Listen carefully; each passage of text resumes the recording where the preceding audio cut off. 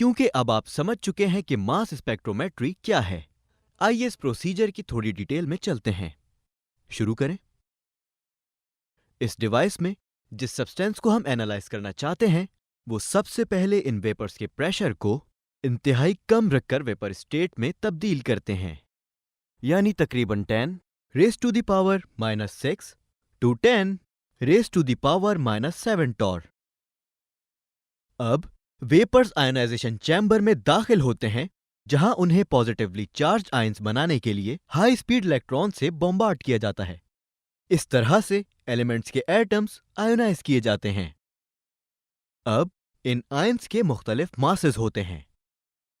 तीसरे स्टेप में positive ion की एक्सेलरेशन होती है, लेकिन इसे कैसे हासिल कर सकते हैं? जब 500 से 2000 वोल्ट्स का पोटेंशियल डिफरेंस अप्लाई होता है, ये पॉजिटिव आयंस नेगेटिव प्लेट की तरफ अट्रैक्ट होते हैं और इस तरह से ये पॉजिटिव आयंस एक्सेलरेट हो जाते हैं। Pretty simple, right? एक्सेलरेशन के बाद ये आयंस एक स्ट्रॉन्ग मैग्नेटिक फील्ड से गुजरते हैं, जहां वो अपने मास टू चार्ज रेशोज वैल्यू की बुनियाद पर अलग हो जाते हैं। मैग्नेटिक फील्ड्स में ये आयंस एक सर्कुलर पाथ में मूव करते हैं, जो सेपरेशन का सबब बनता है। लिहाजा आइसोटोप्स जिसमें same mass over charge ratio m/e होता है, एक एक करके सेपरेट ग्रुप्स में मूव करते हुए इलेक्ट्रोमीटर पर गिरेंगे। मैथमेटिकली ये रेशियो एक्सप्रेस किए जाते हैं as mass to charge ratio equals to h square multiplied by r divided by 2e, जहां h मैग्नेटिक फील्ड की स्ट्रेंथ है, r सर्कुलर पाथ का रेडियस है और E इलेक्ट्रिक फील्ड की स्ट्रेंथ है। आपको मालूम होगा कि अगर इनमें से कोई वैल्यू इंक्रीज या डिक्रीज होगी, तो ये दूसरी वैल्यू को जरूर अफेक्ट करेंगे। मैं ये कहना चाह रहा हूं, अगर फॉर एग्जाम्पल मैं इलेक्ट्रिक फील्ड यानी E की स्ट्रेंथ बढ़ाऊं और H कांस्टेंट रखूं, तो रेडियस बढ़ जाएगा। तो जब मैग्नेटिक फील्ड अप्लाई होती है, तो आयंस अपनी मास टू चार्ज वैल्यूज के लिहाज से ग्रुप्स में अपनी एक सर्कुलर पाथ में अपनी मूवमेंट शुरू करते हैं।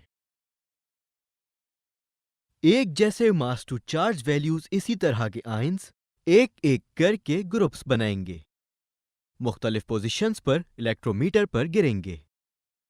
टू क्लैरिफाई, इलेक्ट्रोमीटर आयंस जमा करता है, इसीलिए इसे आयन कलेक्टर भी कहा जाता है। ये एक इलेक्ट्रिक करंट भी डेवलप करता है।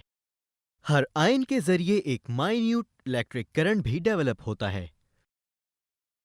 अब इलेक्ट्रिक करंट की ये स्ट्रेंथ आयंस की अबेंडेंस का डिसाइडिंग फैक्टर होता है।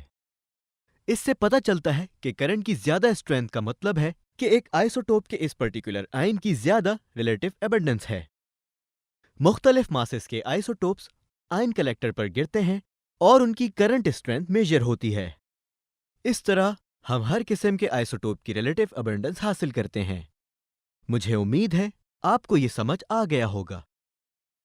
ये तमाम प्रोसीजर मुकम्मल होने के बाद वही एक्सपेरिमेंट कार्बन 12 आइसोटोप के साथ किया जाता है।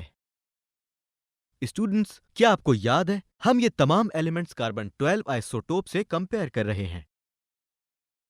ये कंपैरिजन हमें एक आइसोटोप के एग्जैक्ट मास नंबर को मेजर करने में मदद करता है।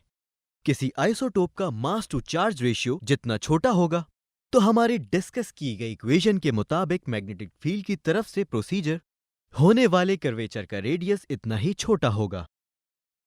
कंफ्यूज ना हो और ये बेहतर समझने के लिए वीडियो का ये पार्ट दोबारा देखें।